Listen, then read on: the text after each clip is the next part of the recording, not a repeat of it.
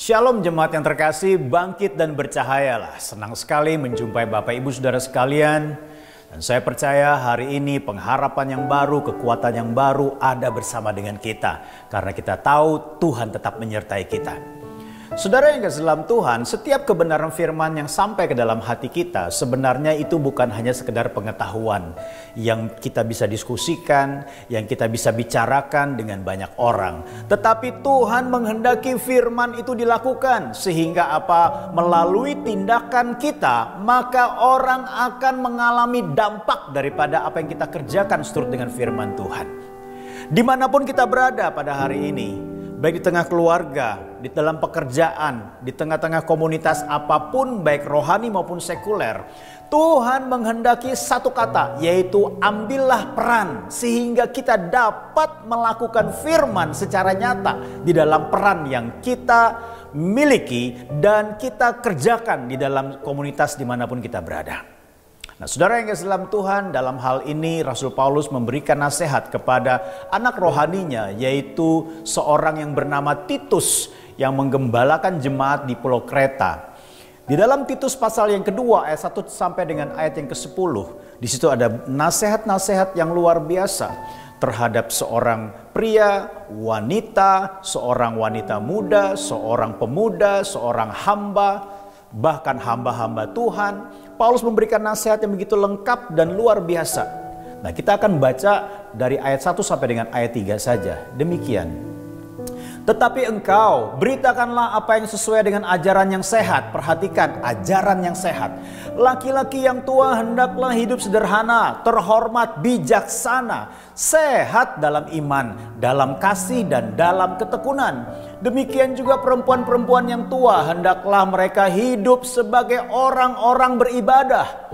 Jangan memfitnah, jangan menjadi hamba anggur, tetapi cakap mengajarkan hal-hal yang baik.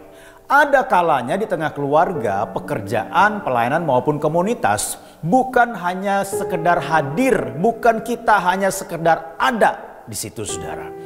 Tetapi Tuhan ingin kita berdampak di dalamnya. Bagaimana caranya? Berperanlah. Kalau kita tidak memiliki peran apa-apa, kalau kita tidak memiliki tindakan apa-apa di tengah komunitas, bagaimana mungkin orang boleh melihat bahwa firman Tuhan itu dipraktekkan melalui kehidupan kita dan berdampak bagi mereka. Berperan artinya adalah melakukan bagian kita sesuai dengan kebenaran firman Tuhan. Perhatikan baik-baik saudara yang kasih dalam Tuhan. Sehebat apapun talenta, karunia dan pengaruh yang kita miliki, tidak akan berdampak jika tidak ada peran yang dilakukan. Ya. Nah, ajaran sehat yang dimasukkan di ayat di atas bukanlah hanya ajaran alkitabiah, teologis, bahkan mengandung pewahyuan yang spektakuler. Wah, luar biasa sekali. Saya katakan tidak salah hal seperti itu.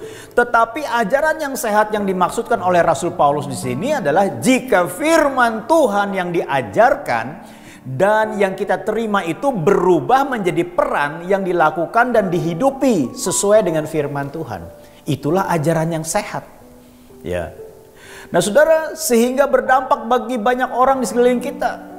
Dikatakan begini, sebagai seorang laki-laki maupun perempuan yang lebih senior, sebagai perempuan-perempuan muda, sebagai orang-orang muda, sebagai hamba-hamba Tuhan, dan sebagai orang yang bekerja dalam bidang atau profesi tertentu, berperanlah, dikatakan demikian. Sekali lagi saya katakan, berperanlah secara maksimal dengan memperhatikan keselarasan pikir, ucap dan laku dengan kebenaran firman Tuhan.